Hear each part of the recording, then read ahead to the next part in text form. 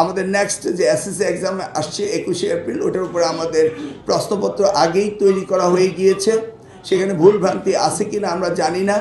এখন নতুন প্রশ্ন করার কোনো সুযোগও নেই। পরীক্ষা ম্যানেজমেন্ট কীভাবে করব সেইভাবে আমরা চিন্তা ভাবনা করছি, কী কী আইনগত বিষয়গুলো করবো এটা আমরা দেখছি।